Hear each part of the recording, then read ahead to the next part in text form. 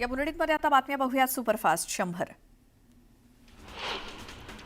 बुलढाणा जिल्ह्यात मुसळधार पावसानं हजेरी लावली. मेहकर तालुक्यामध्ये ढगफुटी सदृश्य पाऊस झाला, त्यामुळे रिसोड मेहकर मार्ग वाहतुकीसाठी बंद करण्यात आलाय. दरम्यान कास नदीला महापूर आलेला आहे. रत्नागिरीच्या खेडमध्ये जगबुडी नदीनं धोक्याची पातळी ओलांडली आहे, त्यामुळे खेडमधील मटण मच्छी मार्केटमध्ये पाणी शिरलंय. 15 ते 20 दुकानात पाणी शिरल्यामुळे मटण मच्छी मार्केटचा संपर्क तुटलाय. नदीकाठच्या नागरिकांना सतर्कतेचा इशारा दिलाय. रत्नागिरीच्या संगमेश्वरमध्ये मुसळधार पावसानं हजेरी लावली, त्यामुळे मागजन बाजारपेठेत पाणी साचायला सुरुवात झाली.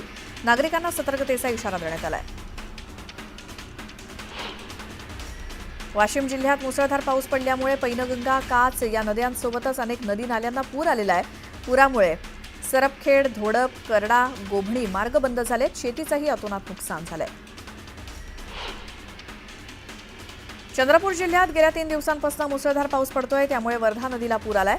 गडचांदूर चंद्रपूर मार्गावरील पुलावरनं पाणी वाहत असल्यामुळे वाहतूक ठप्प झाली.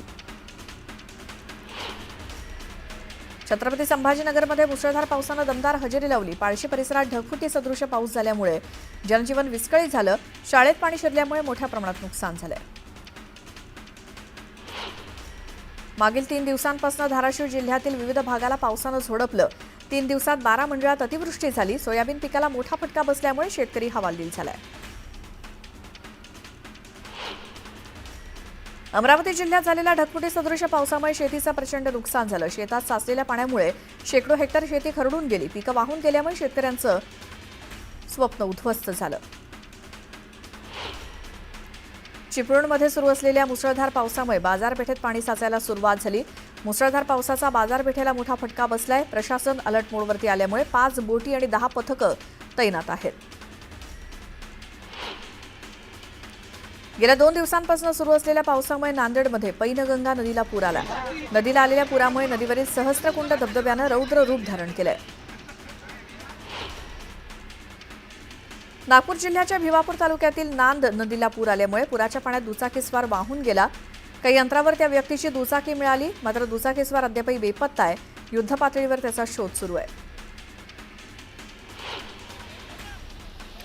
नांदेडच्या पैनगंगा नदीच्या पुरात 2 नीलगाई वाहून गेल्या. पैनगंगा नदीवरील पडसा पुलावर वाहणाऱ्या पाण्याच्या जोरदार प्रवाहात 2 नीलगाई तग धरू शकल्या नाहीत. हा संपूर्ण प्रकार कॅमेऱ्यात कैद झाला. जालन्याच्या बदनापूर तालुक्यात मुसळधार पावसानं हजेरी लावली, त्यामुळे नदी नाल्यांना पूर आलाय. दरम्यानची पुराची ही दृश्य ड्रोन कॅमेऱ्यात कैद झाली आहेत. जळगावच्या नेरीमध्ये मुसळधार पावसानं हजेरी लावली. वाघूर नदीला महापूर आला. यावेळी नदीपात्रात पुलाचं काम चालू असताना ट्रॅक्टर आणि काही मशीन वाहून गेल्या, त्यामुळे कंत्राटदारांचं मोठं नुकसान झालं. रत्नागिरी जिल्ह्यात देखील मुसळधार पावसानं हजेरी लावली, त्यामुळे जगबुडी आणि नारंगी नदीला महापूर आलाय. खाडीपट्ट्यातील 15 ते 20 गावांचा संपर्क तुटल्यानं जनजीवन विस्कळीत झालंय. नांदगाव शहरासोबतच ग्रामीण भागात 2 दिवसांपासून होत असलेल्या मुसळधार पावसामुळे नद्यांना पूर आलाय. शहरातील रेल्वे रुळावरती असलेल्या भुयारी मार्गात 2 दिवसांपासून पाणी साचल्यामुळे वाहनधारक त्रस्त झालेत. 3 फूट पाण्यातनं मार्ग काढणं कठीण झालंय. जळगावच्या अमळनेर तालुक्यातील नगाव परिसरात झालेल्या अतिवृष्टीमुळे शेती पिकाचं मोठं नुकसान झालंय, त्यामुळे शेतकरी आर्थिक संकटात सापडलाय. शेतकऱ्यांनी नुकसान भरपाईची मागणी केली. हिंगोली जिल्ह्यात मागील 2 दिवसात मुसळधार पाऊस झाला, त्यामुळे कयाधू नदीसोबतच ओढ्या नाल्यांना पूर आलाय. या पुरामुळे नदीकाठच्या शेतांमध्ये आणि सखल भागात शेतात पाणी साचलं. काही ठिकाणी शेतजमीन खरडून गेली आहे. मागील 2 दिवसांपासून नांदेड जिल्ह्यात सुरू असलेल्या मुसळधार पावसामुळे नदी नाल्यांना पूर आलाय. नांदेड शहरातील आसना नदीला पूर आल्यामुळे पुराचं पाणी पुलावरून वाहू लागले, त्यामुळे नांदेड ते मालेगाव दरम्यानची वाहतूक बंद झाली. तर पासदगाव जवळच्या पुलावरूनही पाणी वाहत असल्यामुळे हा मार्ग वाहतुकीसाठी बंद करण्यात आलाय. सलग दुसऱ्या दिवशी धरणगाव तालुक्यात ढगफुटी सदृश्य पाऊस पडलाय, त्यामुळे पिंपरी गावातील अंजनी नदीला प्रचंड पूर आलाय. जिल्हा परिषद शाळेसोबतच घरात पाणी शिरल्यामुळे नागरिकांचं नुकसान झालंय. तर पिंपरी धरणगावला जोडणाऱ्या पुलावरील रस्त्याला तडे गेल्यामुळे वाहतुकीवर त्याचा परिणाम झालाय. काही दिवसांच्या विश्रांतीनंतर छत्रपती संभाजीनगर जिल्ह्यात पावसानं दमदार हजेरी लावली. चौका, गारज आणि लोणी परिसरात ढगफुटी सदृश्य पाऊस पडला, त्यामुळे नद्यांना महापूर आलाय. दरम्यान शेती पिकांचं नुकसान झाल्यामुळे शेतकऱ्यांनी नुकसान भरपाईची मागणी केली.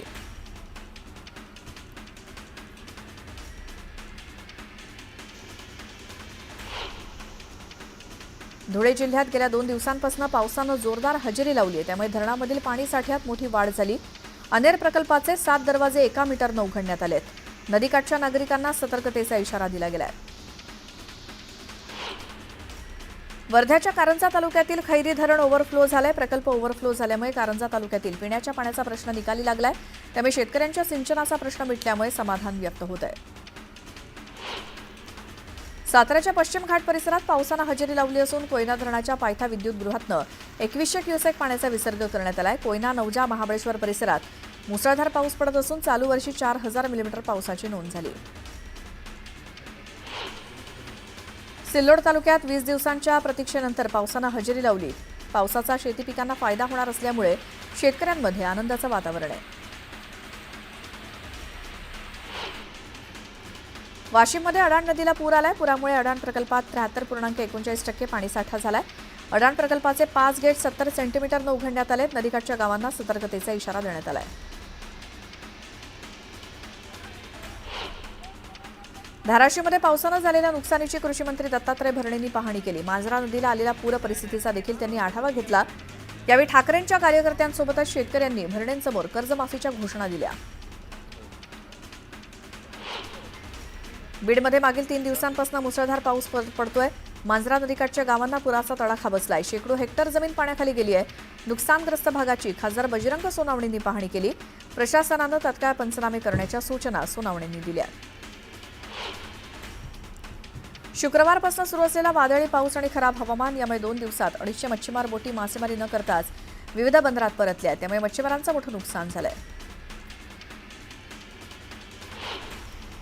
राज्यामध्ये पावसाचा जोर वाढलाय। ऑगस्टपर्यंत हा जोर कायम राहणार असून वादळी वाऱ्यासोबतच अतिवृष्टीचा सुद्धा इशारा देण्यात आलाय। राज्य आपत्कालीन कार्य केंद्रानं नागरिकांसोबतच यंत्रणांना सतर्कतेचे आदेश दिलेत।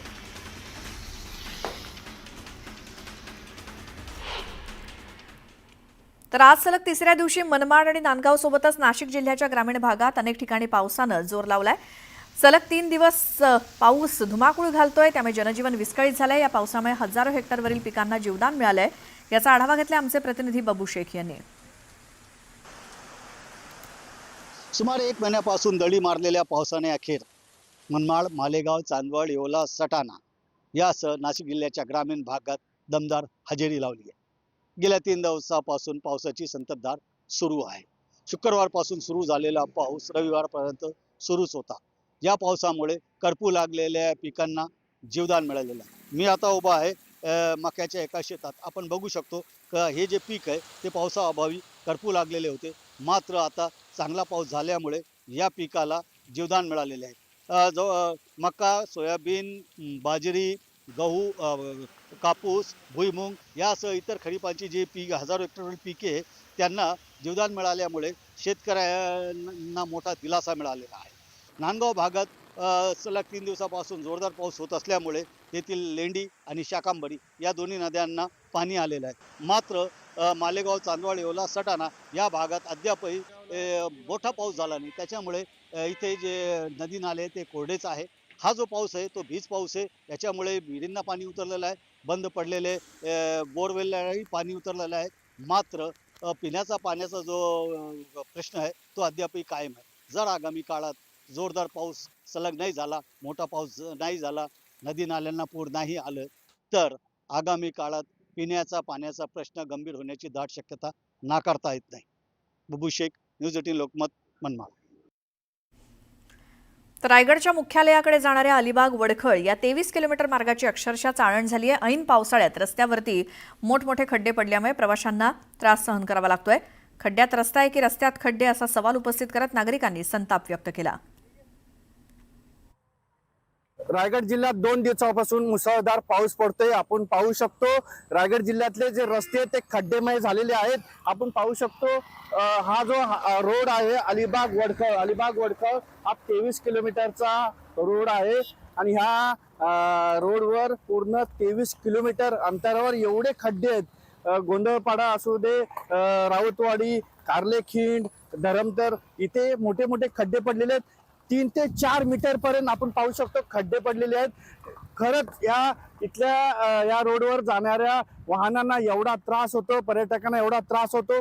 पर्यटन स्थळ आपण बोलतो अलिबागकडे पर्यटनासाठी लोक येतात, पण हाल एवढे होतात की गाड्यांचे कामं निघतात, टायर फुटतात. पण याकडे बांधकाम के हायवे प्रशासन कधी लक्ष देईल आणि हा रोड कधी होईल, हा खड्डे कधी बुजतील? काही दिवसावर गणपती येणार आहेत, या रोडवर ट्रॅफिक होणार आहे, पण हा खड्ड्यांचा समस्या कधी संपणार आहे? मोहन जाधव, न्यूज 18 लोकमत, रायगड.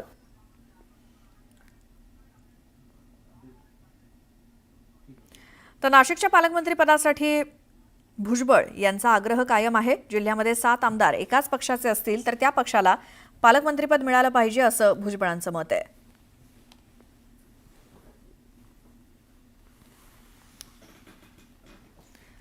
आणि यानंतर या बुलेटिनमध्ये बघूयात बातम्या सुपरफास्ट.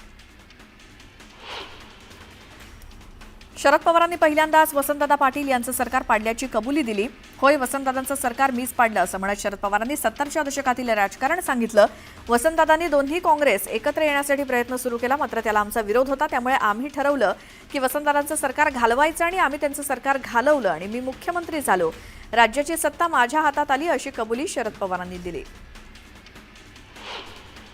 मोदींनी 15 ऑगस्टला केलेल्या भाषणावरनं शरद पवारांनी निशाणा साधला. मोदींनी भाषणात पंडित जवाहरलाल नेहरू यांचं नाव न घेतल्यामुळे शरद पवारांनी टीका केली. ज्यांनी देशासाठी आयुष्य अर्पण केलं त्यांचं नाव घेतलं जात नसेल तर चिंता वाटते. मोदींनी मन मोठं ठेवायला हवं होतं, मात्र आता आपण देशाचा चेहरा कसा बदलेल यासाठी प्रयत्न करू असा सल्ला त्यांनी आपल्या कार्यकर्त्यांना दिला.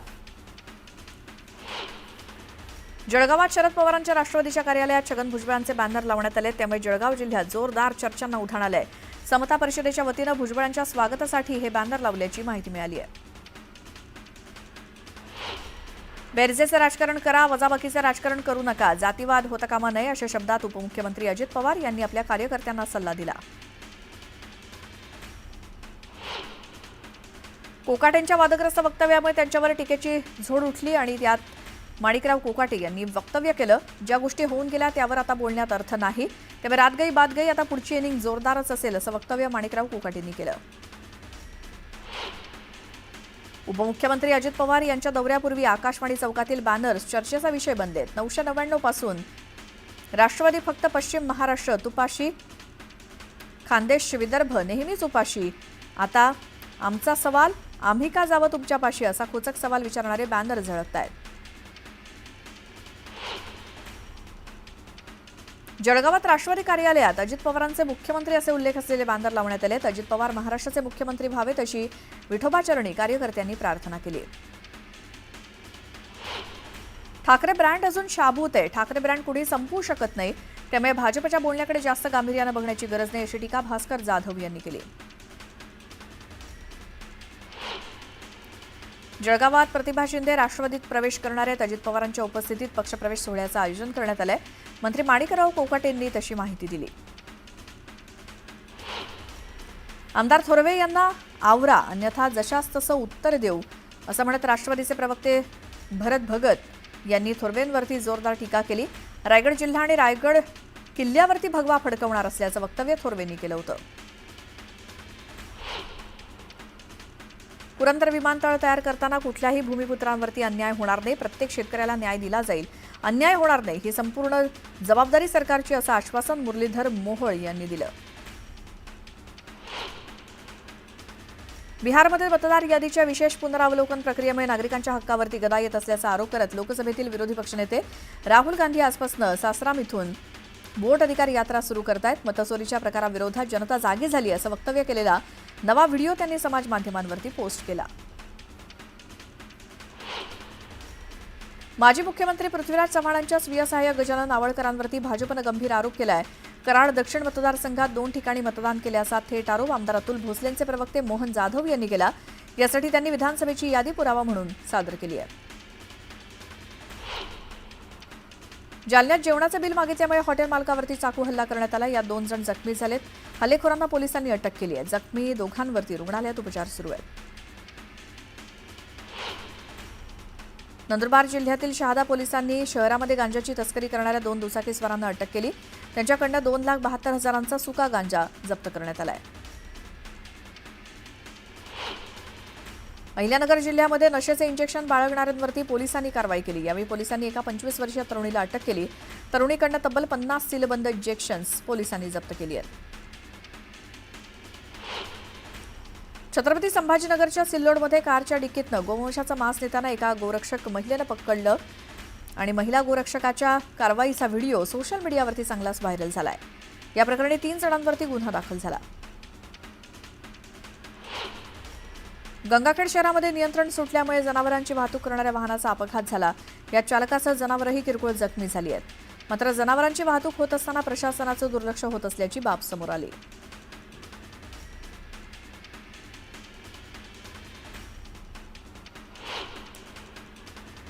बनावट शालार्थ आयडी घोटाळा प्रकरणी आरोपी निलेश वाघमारेच्या घरावरती छापा टाकण्यात आला। सायबर पोलिसांनी झडती घेत कारवाई केली। 3 तासांच्या शोधादरम्यान पोलिसांनी एक लॅपटॉप आणि 2 मोबाईल फोन जप्त केले। पुण्यामध्ये एमडी ड्रग्ज बाळगणाऱ्यांवरती कारवाई करण्यात आली। यावेळी पोलिसांनी 2 जणांना अटक केली। त्यांच्याकडनं 351 ग्रॅम मुद्देमाल पोलिसांनी जप्त केला। शिर्डीमध्ये जुन्या वादातनं एका तरुणाची हत्या करण्यात आली। हत्येप्रकरणी पोलिसांनी 2 जणांना अटक केली। सानुकुमार ठाकूर असं हत्या झालेल्या तरुणाचं नाव आहे। छत्रपती संभाजीनगर अहिल्यानगर महामार्गावरती विरसरवाडी फाट्याजवळ भीषण अपघात झाला। यावेळी अंबादास दानवे पुणे दौऱ्यावरती निघाले होते। ट्रक आणि मालवाहू टेम्पोचा अपघात झाला। तत्काळ त्यांनी ताफा थांबवत टेम्पोमध्ये अडकलेल्या 2 मुलांना दानवेंनी तत्काळ मदत केल्यामुळे त्यांचा जीव वाचलाय। भंडारा जिल्ह्यातील तुमसर येथील शिवाजीनगरातील शिवमंदिर परिसरात असलेल्या तलावात शेकडो माशांचा मृत्यू झाला। माशांच्या दुर्गंधीमुळे नागरिकांचं आरोग्य देखील धोक्यात आलंय। मनमाड शहरातील मुख्य बाजारपेठेसोबतच बहुतांश भागातील रस्त्यांची चाळण झाली आहे। संततधार पावसामुळे रस्त्यावरती मोठमोठे खड्डे पडल्यामुळे नागरिकांना खड्डेमय रस्त्यातनं प्रवास करावा लागतोय। नांदेड जिल्ह्यात शासकीय खुर्चीवर गाणं म्हणणं एका तहसीलदाराला चांगलंच महागात पडलं। तहसीलदार प्रशांत थोरात यांना निलंबित करण्यात आले। उमरी तहसील कार्यालयात ते कार्यरत होते।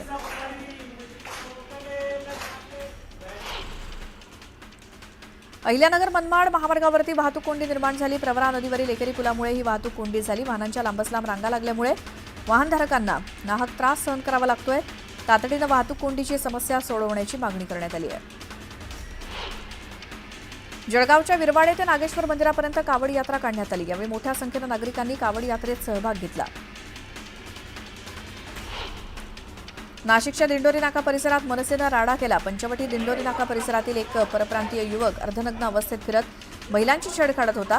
त्यानं गांजाचं सेवन करत मराठी नागरिकांवरती सुद्धा दादागिरी केली। त्यामुळे मनसे पदाधिकाऱ्यांनी या परप्रांतीय माजुरड्या तरुणाला चांगला चोप दिला।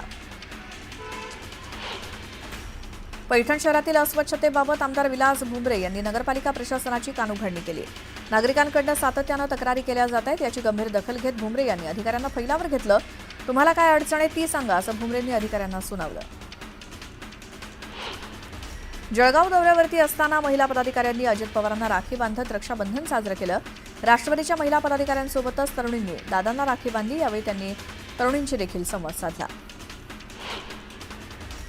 पुण्यातील पाषाण भागात ज्येष्ठ सामाजिक कार्यकर्ते अण्णा हजारे यांना बॅनरच्या माध्यमातून पुणेरी टोले लगावण्यात आले।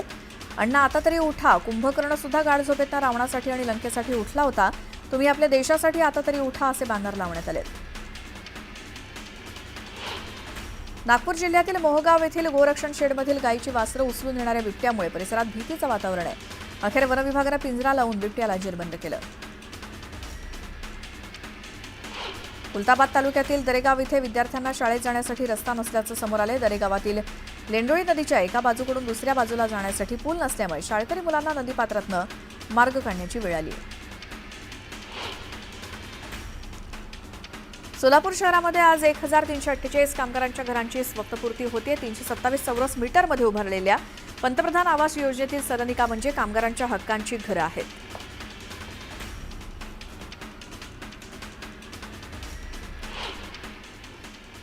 आता बातमी बघूयात रायगडच्या मुख्यालयाकडे जाणाऱ्या अलिबाग वडखळ या 23 किलोमीटर मार्गाची अक्षरशः चाळण झाली आहे। ऐन पावसाळ्यात रस्त्यावरती मोठमोठे खड्डे पडल्यामुळे प्रवाशांना त्रास होतोय। खड्ड्यात रस्ता आहे की रस्त्यात खड्डे असा सवाल उपस्थित करत नागरिकांनी संताप व्यक्त केला। रायगड जिल्ह्यात 2 दिवसापासून मुसळधार पाऊस पडतोय. आपण पाहू शकतो रायगड जिल्ह्यातले जे रस्ते आहेत ते खड्डेमय झालेले आहेत. आपण पाहू शकतो हा जो रोड आहे अलिबाग वडखळ हा 23 किलोमीटरचा रोड आहे आणि ह्या रोडवर पूर्ण 23 किलोमीटर अंतरावर एवढे खड्डे आहेत. गोंधळपाडा असू दे, राऊतवाडी, कार्लेखिंड, धरमतर इथे मोठे मोठे खड्डे पडलेले आहेत. 3 ते 4 मीटर पर्यंत आपण पाहू शकतो खड्डे पडलेले आहेत. खरंच या रोडवर जाणाऱ्या वाहनांना एवढा त्रास होतो, पर्यटकांना एवढा त्रास होतो. पर्यटन स्थळ आपण बोलतो अलिबागकडे पर्यटनासाठी लोक येतात, पण हाल एवढे होतात की गाड्यांचे कामं निघतात, टायर फुटतात. पण याकडे बांधकाम के हायवे प्रशासन कधी लक्ष देईल आणि हा रोड कधी होईल, हा खड्डे कधी बुजतील? काही दिवसावर गणपती येणार आहेत, या रोडवर ट्रॅफिक होणार आहे, पण हा खड्ड्यांचा समस्या कधी संपणार आहे? मोहन जाधव, न्यूज 18 लोकमत, रायगड.